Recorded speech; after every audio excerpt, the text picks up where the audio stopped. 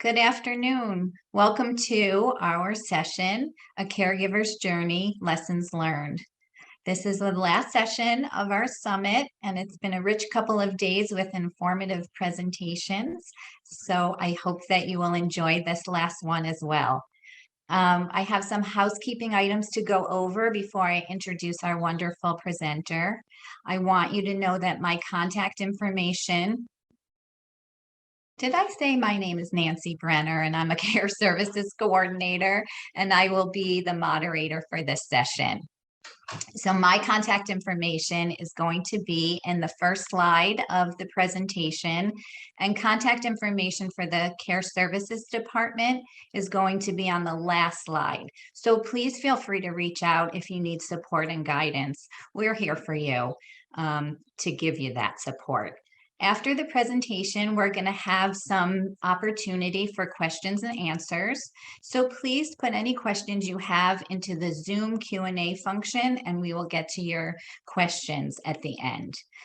This presentation is going to be recorded, and you will have the opportunity to view it in the future if you would like to. And at the end of the presentation, Debbie Schlossberg, our Care Services Director, would like to close the summit with a few words. And now it is my great pleasure and honor to introduce Ross Ogden to you.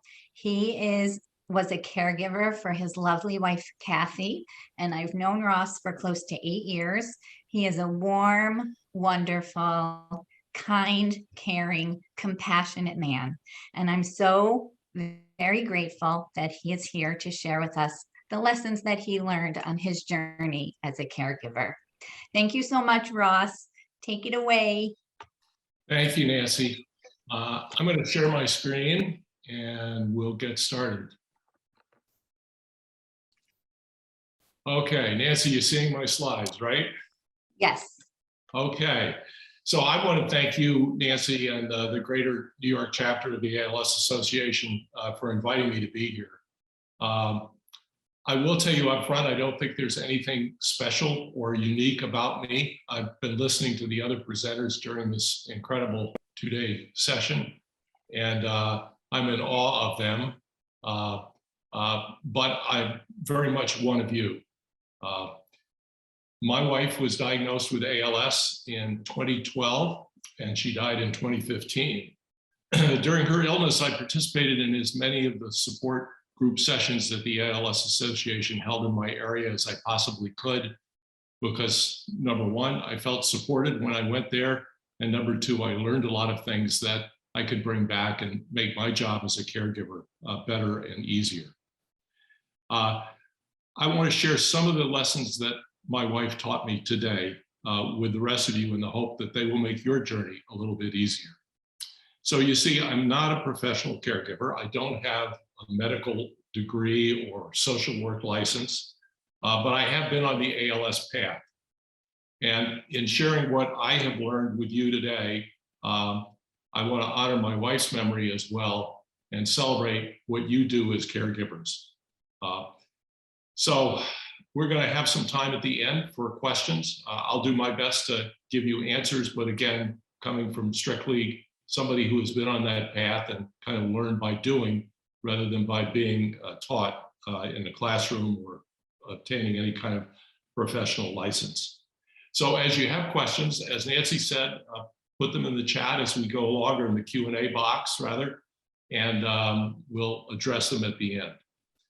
And Nancy, if I say anything wrong today or I get in too deep, please come and bail me out, rescue me. And if, for the rest of you, if the advice that I give out today contradicts anything that your doctor or the professionals that you're working with say, go with your doctor. That's my best advice of all. I will tell you that the clinic that we used and the ALS Association in total were absolutely amazing resources for both of us. And I will always be grateful for their care, their guidance, and their support. And attending sessions like this one and the ones earlier in the last couple of days brought back to mind so many of those wonderful people, including Nancy, as she mentioned, who I've known for about 8 years now, Helen Mayer, Kayvon, Ben Lehman, Sue, Shara. I could go on and on. Some of the presenters you've heard today are people who helped me very much on my journey, and I am still eternally grateful for all that they did. So let me begin by acknowledging that ALS is an absolutely wretched disease. There may be worse ones, but I don't know what they are. A bit about my wife, Kathy. We met in college, and we had a wonderful 45-year marriage that produced two extraordinary children, two boys, and we today have two grandchildren to show for it. I will say that ALS presents and affects individuals differently, as you know, but Kathy's case was probably pretty typical. She first began with what I guess is called bulbar onset. First symptoms were in early 2012, and she was having some slightly slurred speech. She saw her primary care physician about it. He thought that it might be a medication that she was on. They changed some medications, things moved ahead. Over time, the speech slurring became a little more pronounced, and she began to have a little bit of a weakened grip in her left hand. At that point, we began a journey which lasted about 9 months, visits with various doctors and specialty professionals, a series of tests, which probably many of you are familiar with, ruling out lots of other things that could be causing those symptoms. But finally, we received a definitive diagnosis. More or less in order, the disease progressed for her with, as I mentioned, weakness in speaking and swallowing, followed by foot drop, then some weakening in her leg muscles. That spread later into her arms and hands. Finally, it was moving in, making her have difficulty keeping her neck up and forward. Then there was some trunk weakness, and finally, it began to affect breathing. But I will tell you, however, throughout all of this and until the very end, she remained fully alert, intelligent, and incredibly loving. I also should remind you, as I think you probably already know, that ALS takes many forms and affects individuals very differently sometimes. Onset can be early in life, or it can come late. In Kathy's case, it was fairly late. For some, the progression is slow and steady. For others, it may be rapid, or it may come in steps. In Kathy's case, it was about average in pace, but it definitely came in steps. They were relatively sudden declines, and then a plateau that would last for a period of time, and then another decline.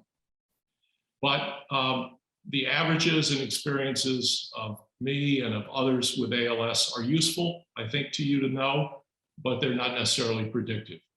I believe every case is different, and it's one that will be a journey that you have to take on your own with the help of hopefully medical professionals and the ALS Association.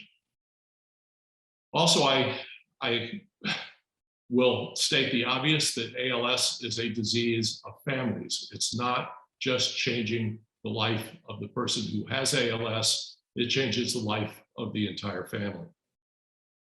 So early on, as her disease began to progress, we made the decision that she would stay at home and I would care for her as best I could if it was at all possible. Now, there were some advantages that we had in making that decision. First of all, she had recently turned 65 and so was eligible immediately for Medicare. I know there have been some changes in Medicare since then that make ALS patients become eligible faster and sooner than they did when Kathy first was diagnosed. Second big advantage we had is our home had a first floor bedroom, so there were not a lot of stairs involved or climbing. And even access to the house, at most at one entrance, was only 2 steps.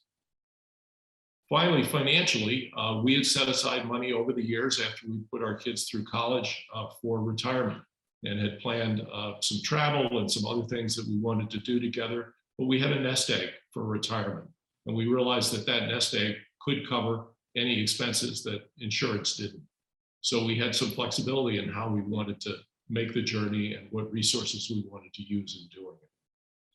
Now, with that as background, I'm going to share some of the specific lessons that I learned from my wife while we went through this illness together. Lesson one, and this is probably the major, most important one that I had to learn, and that's balancing hope with reality. Every person with ALS and their family needs to find that balance, I believe. Balancing what's happening today with what may or may not happen tomorrow. For now, there's virtually no treatment and no cure for ALS. It is a terminal illness. The only question is when or how. But increasing funding and increased awareness over the last 9 years from efforts like the Ice Bucket Challenge have made a big difference. Research is, if you've been listening to the sessions for the last couple of days, is proceeding at a much faster pace than ever before. There's incredible collaboration, which wasn't really happening back in 2011 like it is today between various researchers. And the combination of better funding, collaboration, and some of the technology that's come forward now in medicine is really offering a real promise, I believe, for treatment, if not yet a cure. So in this balancing between hope and reality, I would say you have to acknowledge the reality of the diagnosis, face up to it, but don't obsess over what you and the person with ALS can't change. So another way of saying it is hope for the best, but plan for the worst. My second lesson is don't let your loved one become a patient. And by that, I mean that you need to enjoy every minute of every day. Don't think of them as a patient. Don't let them think of themselves as a patient. Help them to really be a person with dignity, the person that you love and have known through much of their life, if you were part of their family, or even a person you've recently met, but you really respect them as an individual. Every person with ALS deserves maybe more than anyone else to be loved, cared for, and respected. Part of the ways that you can demonstrate that is by, I found, letting them do as much for themselves as they are able and want to. You know, as a loving husband, when Kathy would have difficulty with something, I would try and jump up and do it for her or help her with it. I realized that wasn't really the right thing to do, and as long as she was doing it safely and wasn't able to injure herself in any way, she wanted to do things for herself. And I had to learn to let her do it. Even though it wasn't always with grace or with speed, it still was, she was caring for herself, and that was very important. Second part of this is, if time and your resources permit, do things that you both enjoy. Maybe even do some things that you've always wanted to do, but didn't have the time or the space by when you were raising your family to do it. What do I mean by that? Well, after Kathy was diagnosed, we decided to take some vacation. She was still ambulatory and able to do that. Yes, she was having some symptoms that caused some problems for her, but we decided that we would make the most of the time that we had together to do things that we really wanted to do and to be together and to enjoy that. We went places, we spent time with family, we spent time with friends. And in retrospect, what we were really doing is building memories of things that we did together. And some of those memories are some of the strongest and best that I have today. And they tend to wipe out the memories of the difficult times. Food was another item. Obviously, in the beginning, she was having difficulty speaking, which also meant some difficulty in swallowing. But there were certain foods that she loved. And I realized at that point that there was no reason for her to be on a diet or to stay away from foods that, you know, maybe in the past she said, well, I don't think I'll have that second helping. Go ahead and have a second helping. Clinical evidence suggests that diet, other than eating too little, will not adversely affect life expectancy of those with ALS. So live a little, have that treat that you want when you want to do it. Now, another lesson, the third one, learn about the disease.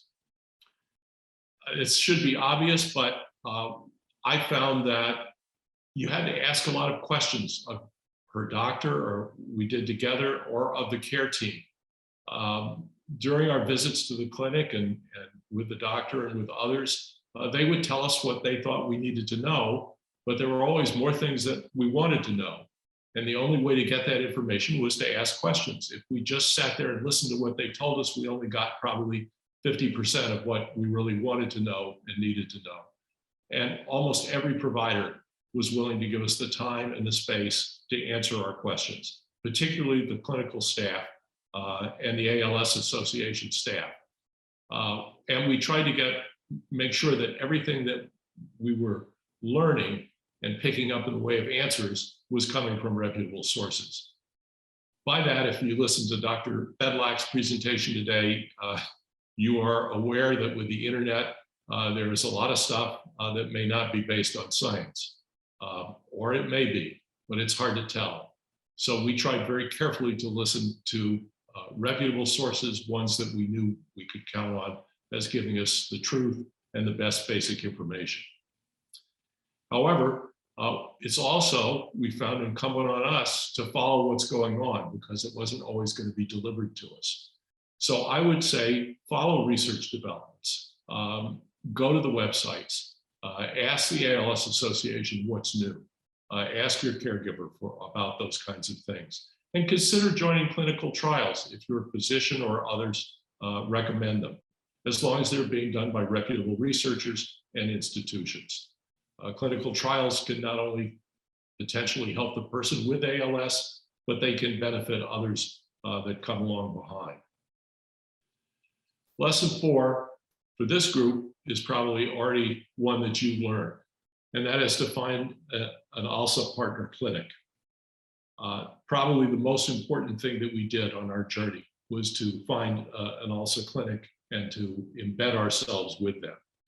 Seeking treatment at that clinic, particularly clinics of excellence as they identify them, solved a multitude of problems. The biggest of which we found, it really takes a team, not a single doctor or single individual, to manage ALS. A physician was not enough, and all of the clinics have a raft of support personnel in various disciplines who can help you manage ALS, a complex disease which requires a lot of specialized knowledge in a whole variety of areas. And having those resources in one place, all integrated and managed together for the benefit of the person with ALS, was incredibly important. Another thing that we found, a little hard to do in the beginning, but I will tell you was of great benefit, and that is to be very specific about asking the doctor about the anticipated progression of Kathy's ALS.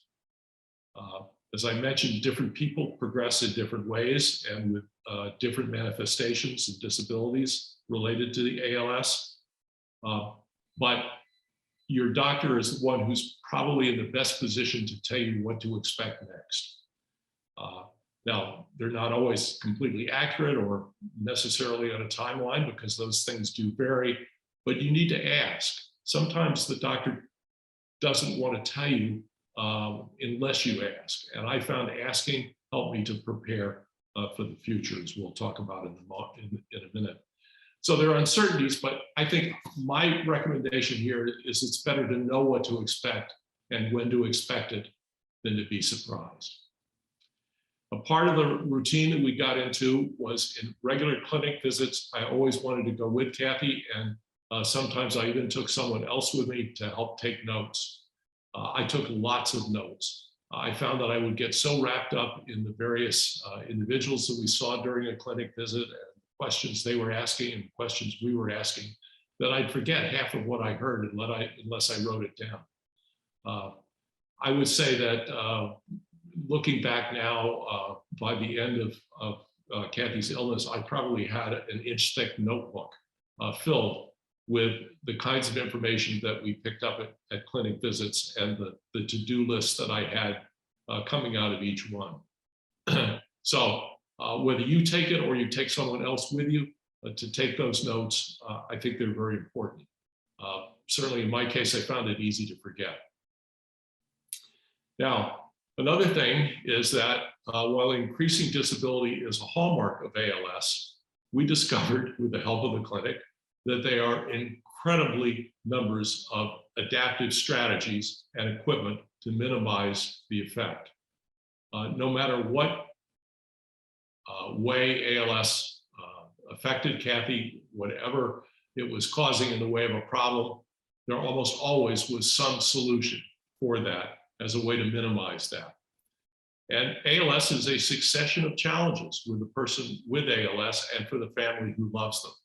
You know, there's a saying in technology these days, there's an app for that. Well, in ALS, there literally were some apps, but there were also any number of assisted devices and equipment and things that I never would have known about if we hadn't been on this journey. But when we identified what the problem was, one of the specialists, one of the experts on the team would say, hey, I have an idea. You ought to try this. Let me help you get in touch with how you can get that particular adaptive device. And believe it or not, each time we did, it was a victory. We weren't necessarily winning the war, but we sure had victories every time, every day, when we could compensate for what was being lost on one side and find that with an adaptive device, it wasn't a problem anymore. We could work with it, and it helped to maintain a great quality of life. So another part of this is asking for help. I know sometimes it's hard to ask for help. There may be a lot of reasons. You may feel embarrassed, you may feel like you're a burden to somebody else, but as a caregiver, I encourage you to ask for help. In the beginning, I was Kathy's sole caregiver. I felt I could manage it, and she was managing pretty well on her own and maybe only needed a little bit of assistance now and again. As the illness progressed, obviously she began to need more things and more assistance. Whenever I found that I had a problem, one of my first stops was the care service coordinator at the ALS Association. I also use family, I use friends, I use my faith group to my church in order to help and not only support me, but to support her. And I found other community organizations that were maybe not directly focused on persons with ALS, but they had support systems and adaptive devices that were very useful for us in meeting the challenges. The other thing I discovered, and I should have known this, but people genuinely want to help. And if they do, let them do something. Let them come into your life and be a part of your caregiving team. You won't know about the available resources or the help that's out there unless you look for it and you ask for it. People may be embarrassed to say, how can I help you?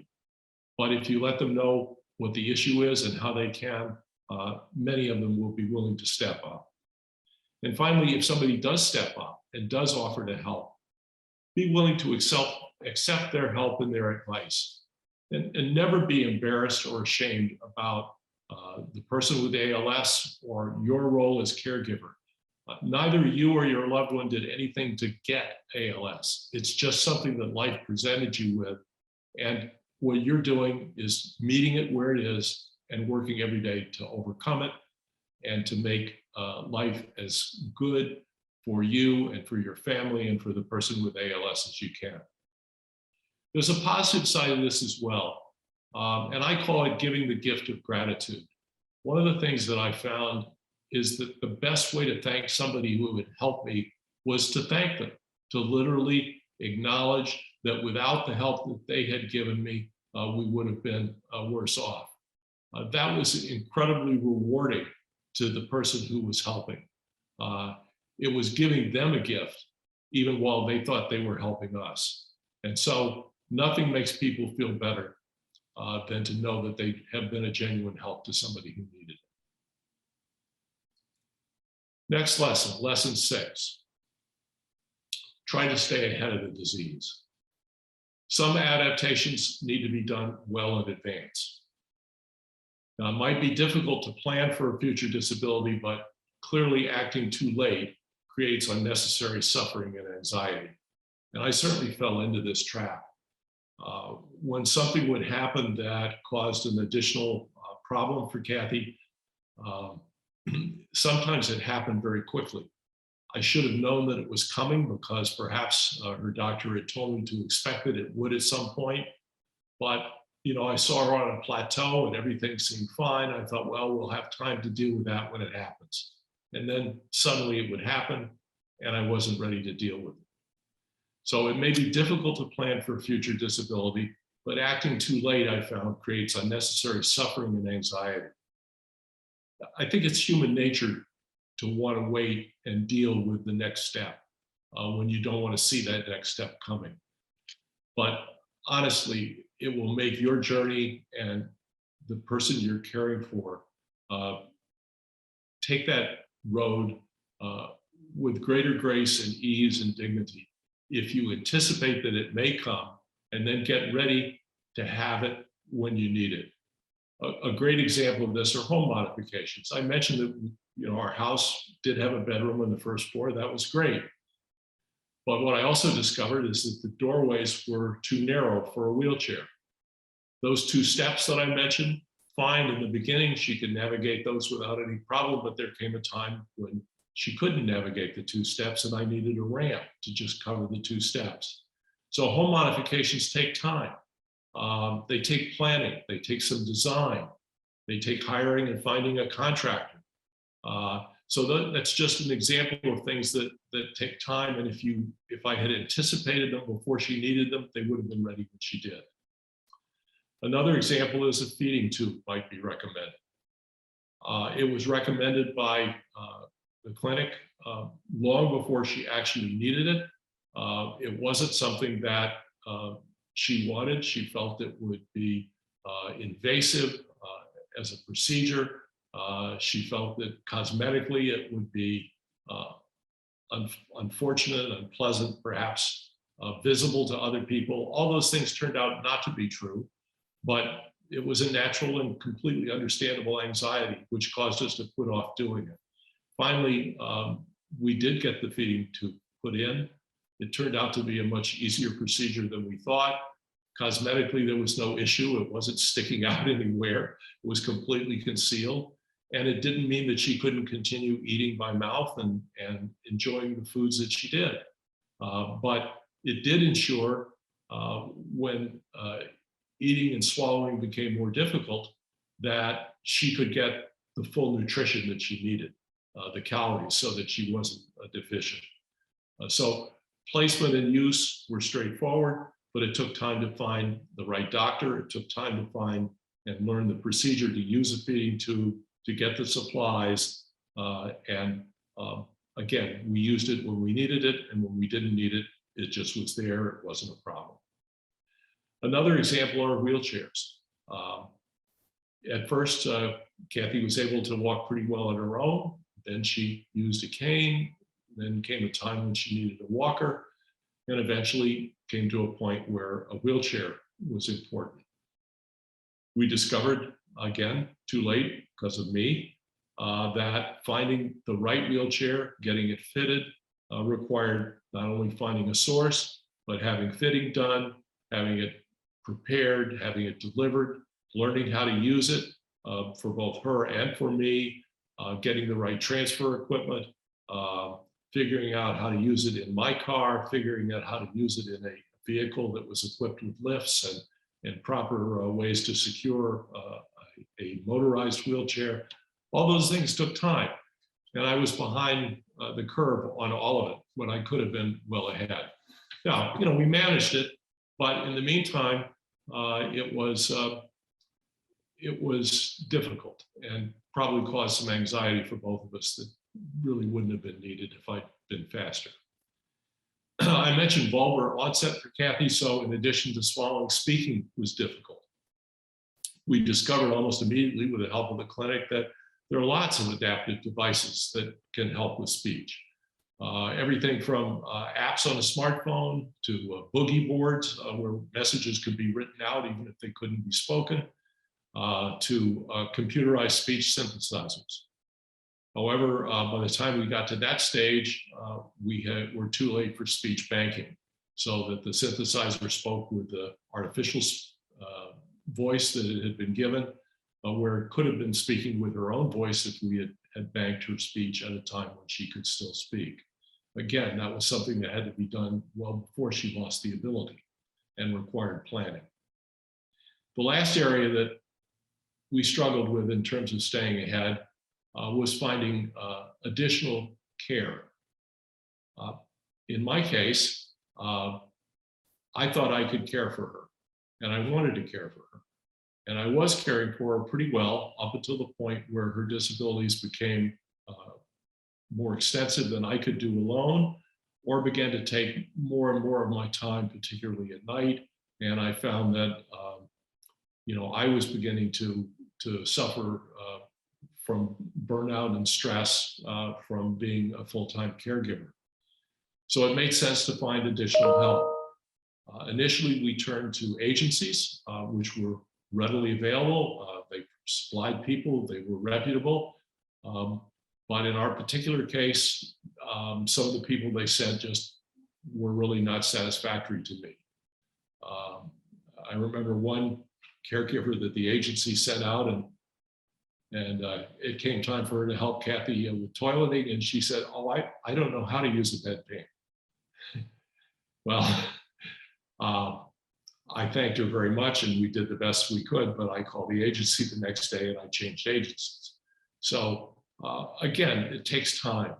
The good news is that eventually, through word of mouth and through trial and error, I found outstanding caregivers that became kind of our regulars and really became almost a part of our family. And they could relieve me, and I could leave the house and do things that I needed to do, and get sleep at night when I needed to, knowing that there was somebody there if we needed them who could help.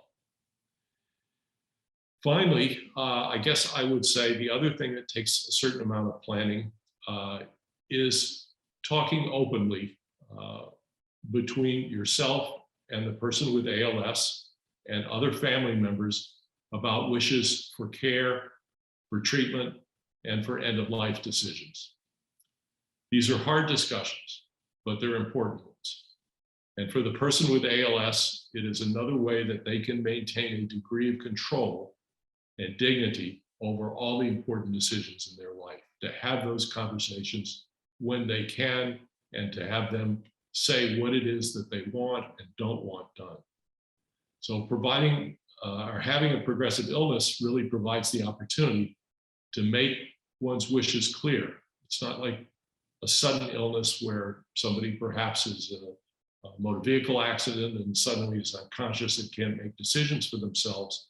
With a progressive illness, they can. They can think ahead and say, this is what I want, this is what I don't want.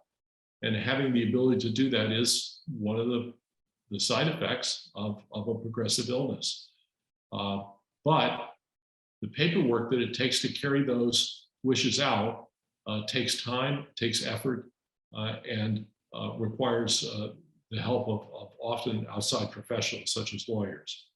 So we had time for Kathy to make out a will. We also had time to develop clear medical directives, to put in place a durable power of attorney and healthcare directives, and naming a healthcare representative. All of those took time, all those took planning, all of those took some involvement of outside experts, but they were worth the effort because not only did they help simplify the process that we were going to face in the future, but it assured me and it assured my wife that what was going to be done was what she wanted. So that brings me to lesson 7. Caregivers are saints. I believe that. Especially family members who care for people with ALS. They are unbelievably saintly in my book. What you do for your loved one will be one of the most important things you ever do. It won't be easy, and not everyone is up to the task, but if you undertake to care for someone with ALS, I think you will find that you will be rewarded in many different ways. For one, in my case, I found a new phase in our relationship. We were able to explore new roles that we hadn't played before in our life. And we experienced a different kind of intimacy, an intimacy that was wrapped in love, different than what we'd had before, but nonetheless incredibly important and really a very powerful part of our married life together. Also, caregiving turned out for me to be an opportunity to learn and grow, especially growing in empathy, and I must say growing in patience, and to some degree even growing in character. I was not the most patient person in the world before my wife had ALS. I was one who was usually standing out by the car saying, "Hey, come on, we got to go, come on." I had to learn to push that down and go with the flow. Being a caregiver is a way that you show your love, and the other benefit is in being a caregiver, if you do it well and you do it together, it ensures that you have no regrets when your life together is finished. Last lesson is just doubling down on patience. You will need it. If you don't have it now, you will learn it. Many things slow down in ALS, as I mentioned, such as speech and movement and eating. I just had to learn to relax and live with it. Rushing things didn't help me. It didn't help my wife. It just created more stress, more guilt, and more mistakes. Lesson 9, take care of yourself. This should be obvious too. You've all ridden on airplanes, I'm sure, and the announcement comes on about, if oxygen masks deploy, take a moment to put your own mask on first before you try and help someone else put on theirs. That's the case with being a caregiver. You can't take care of somebody else if you don't take care of yourself. What does taking care of yourself mean? For me, to start with, it meant getting enough sleep. I slept in the same room with my wife. We couldn't be in the same bed anymore because she was in a hospital bed, but I wanted to be by her side. I wanted to be there if she needed me in the night. And that was what I wanted to do, but I also realized that it wasn't very good for sleep. So we had to work arrangements out where we were able to do that. But eventually I acknowledged that I just did need to get more sleep than I was getting. Eating healthy was another thing that I had to do. Initially, I was just snacking rather than really eating real meals, and that wasn't good for me either. And skipping meals, I discovered, is not the best diet plan in the world. Yes, I lost weight and I needed to lose some weight. It was good for me to lose the weight, but I would never say that ALS is a good diet plan for a caregiver. Exercise, important too. Very much of a stress reliever for many of us, and it certainly was for me, to get out, whether it was walking or biking or whatever, weights, whatever else I could do. Having exercise definitely made me always feel better. And last, having somebody that I could talk to about the struggles I was having or the victories that I had made that I could brag about having overcome the latest challenge. That person might be a friend, it might have been clergy, it often was somebody from the ALS Association like Nancy that I could talk with. And one of the reasons I found that conversation oftentimes the most beneficial was because she knew what ALS was. And she understood immediately what I was talking about when I talked about the challenge that I had overcome, or one that I was facing, or a concern that I had. So people who are on that ALS path, who've been with other ALS patients, often I found were the best people to talk to. Lesson 10, and my last lesson. You can't cure ALS.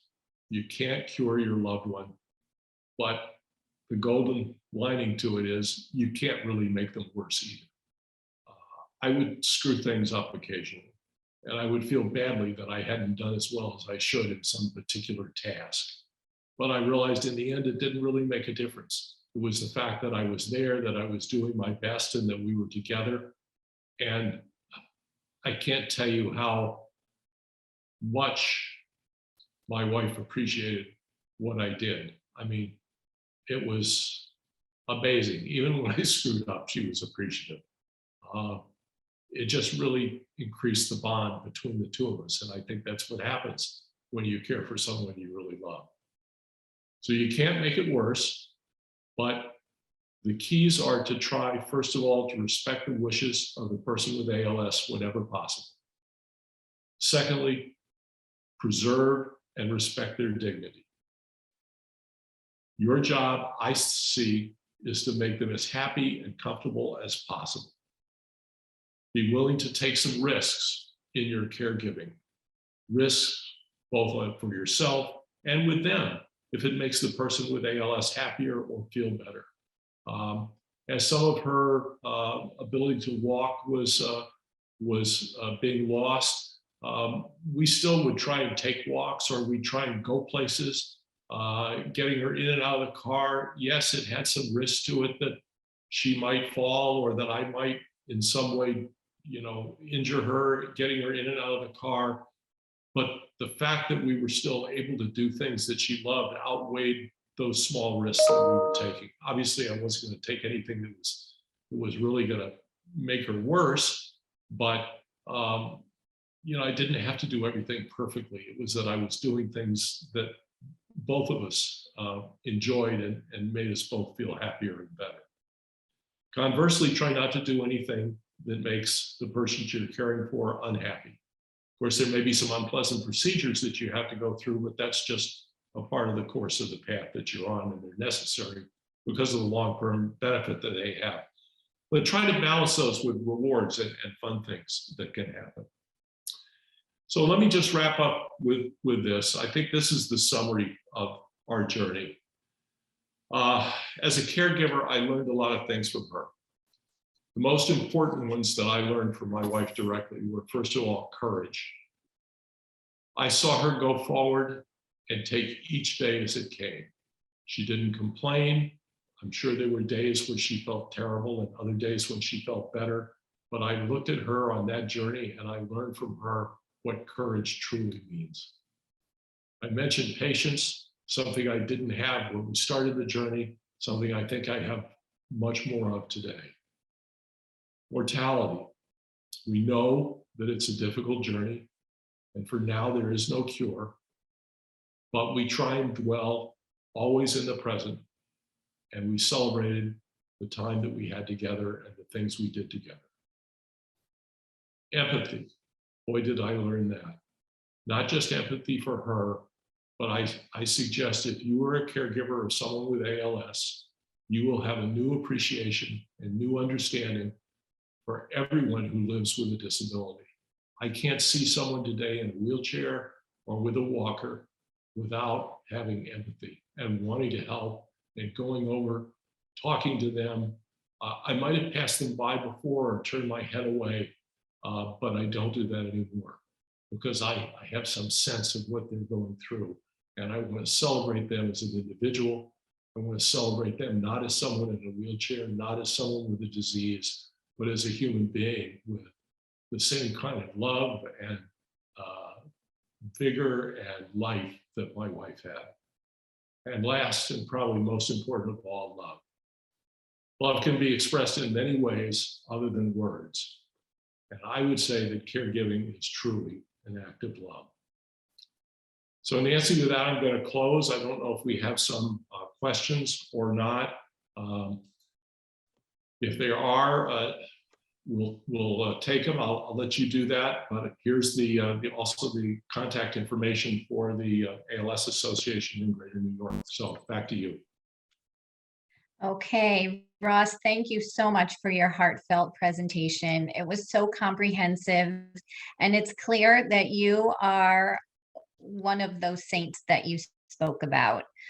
Something that really struck out to me in your presentation was that we're not born knowing how to be a caregiver. There's a learning curve, and sometimes we make mistakes, but we learn from them. And clearly, you did the best job possible with love and compassion. So thank you so much for this presentation, for your words of wisdom, and certainly for the kindness that you show. We do have a couple of questions. I do want to remind people that you can put any additional questions in the Q&A, and for as much time as we have, we'll get to them. Okay, so first, we got a comment. Thank you for sharing such personal details. Your love for your wife shone through. Did there come a time when you slept in another room some nights, and how difficult was that? Yeah, there did come a time toward the end of Kathy's journey. She began to went through a vocalization period where she began to vocalize at night. At first, I thought it was a call for help. Later, I realized it wasn't. It was just kind of something that came with the disease. But you know, every time I heard her cry out, I would immediately wake up and get up and go over to see what was wrong. So I did eventually get a health aide who was willing to come and spend the night and take some of that coverage. So some nights I could sleep in another room. Most nights, though, I just learned to live with it, and I knew I had help if I needed it. Thank you. We have a question. My 74-year-old brother was diagnosed with ALS on October 2021. I'm his only family member, but I live 100 miles away. Other than moral and verbal support, how do I help him? Do you know anything about the medication Riluzole? I know it may slow the progression of the disease, but it does not really work. I'm going to let you answer that one first because you know a lot more than I do about that. Okay. Okay, I'll take the Riluzole part and you will take the others. Okay. So Riluzole is supposed to slow the progression, and my suggestion would be to reach out to your loved one's doctor for more information, to learn more about it. And the FDA just approved a oral version of it. So it might be something that you want to explore a little bit more. Thanks for your question. Now, do you need me to reread the others? Yeah, I think I get the gist of the beginning, and it's a tough situation when there's someone you love like your brother. I have a sister who's older than I am, and she has some health issues too. Fortunately, not the level of ALS. But the three things that I'm trying to do with her, and that I think you can do. First of all, if your brother is in a situation where there is a caregiver who's assisting him, make sure that caregiver or whatever, if it's an institution, knows how deeply you care about the care that he's receiving, so that they know that there is somebody in the family who is watching, who is interested, who cares about them, who wants to be informed all the time about any changes if you're the only relative that he has. So, you know, be present, in other words, as best you can, even though you're 100 miles away. Secondly, many times, depending on where your brother's being cared for, there may be an opportunity to have FaceTime, Zoom calls, whatever you want to do it. Many institutions will help to facilitate that so that you can see each other, speak with each other if that's possible. And then if you have friends or others that you could reach out to in the community that are contacts of his, stay in touch with his friends, with his faith-based community, with others that you know that he's been close to, and encourage them to not only go and see him, but to keep you informed with their contacts. So those are some of the things that you can do. Then, of course, if you can, visit, but you're not going to be there the whole time. Do you want to add anything to that, Nancy? No, I think you did a good job on that. Thank you. We are getting a lot of comments. Great presentation. Thank you, Ross. Thank you for sharing your transparency and truthfulness on a caregiver's journey. I do have a couple of other questions, and maybe more will come in. But one question is, what kind of things did you do for self-care? Yeah, well, I mentioned a couple of them. First of all, I had to discipline myself from stop trying to be Superman. You know, I had a personality of, the kids would always call me Mr. Fix-It. I was very poor at listening to other people. I would listen to their problem and then I would immediately try and solve it, which isn't really a good strategy for a parent. Sometimes your kids need to solve their own problems and they just want somebody to talk to or share it with. And the same thing was true with Kathy. She wasn't always asking me to solve a problem. Sometimes she just wanted to talk about what was bothering her. And I had to learn to be a better listener. So once I learned to do that, it also took some of the stress off of me for being responsible for everything. That was one thing that helped. The other mental thing that helped, I mentioned earlier, is there really wasn't anything I could do that would make her worse, and that in some ways kind of freed me up to do things better. From a personal standpoint, I mentioned too, I had to learn to start eating normally and eating regularly. I had to build that into the schedule. I found writing too helped me. I mentioned I took notes at the doctor's office. I also often at night would just write out a narrative of the day, of what had happened, and it helped me kind of clear my mind and get it off of stop worrying about things. I put it down on paper. If I ever needed to come back to it again, it was there. So that was another one. And the last one was just exercise. Getting out of the house, getting away was incredibly important. And when I could, I took Kathy with me. I mean, if I could get her into the wheelchair, and even if it was just up and down the road in a wheelchair, both of us getting out of the house was good for both of us. So things like that were probably the most important. Thank you for those good suggestions. And writing things down can be very helpful and even a great outlet for people, right? To journal your thoughts if you're under stress. It can just kind of release some of that. So yeah, I think another question just came through. How did you deal with work-care balance? So I was fortunate. As I said, Kathy had just turned 65. I'm a little older than she was, so I think I was 67 when she was there. So I had, quote, retired, but I was still pretty active in doing some things similar to what I had done in my professional life, but I was giving them away at that point. I was doing a lot of strategic consulting. So the work part of it, I just stepped away from a good deal of that. I kept some because I needed that for my own mental sanity. And the ALS Association also I found was a great outlet too. As I mentioned, going to the support groups was important for me. But in terms of working, I didn't have to worry about the income part at that point. Okay. And the support groups are a form of self-care, right? Because you're having a way to talk about the concerns that come up. You're meeting other people who are going through similar things. And there's that support from people who understand. So thank you. What would you say was the most meaningful or helpful thing about going to the clinic? Well, I think there were so many good things about the clinic. Probably the most meaningful, helpful thing was that it was all together in one place. You got to see the doctor, but you also got to see the PA. You got to see the occupational therapist, the speech therapist. You could just see kind of all the important people in a single visit.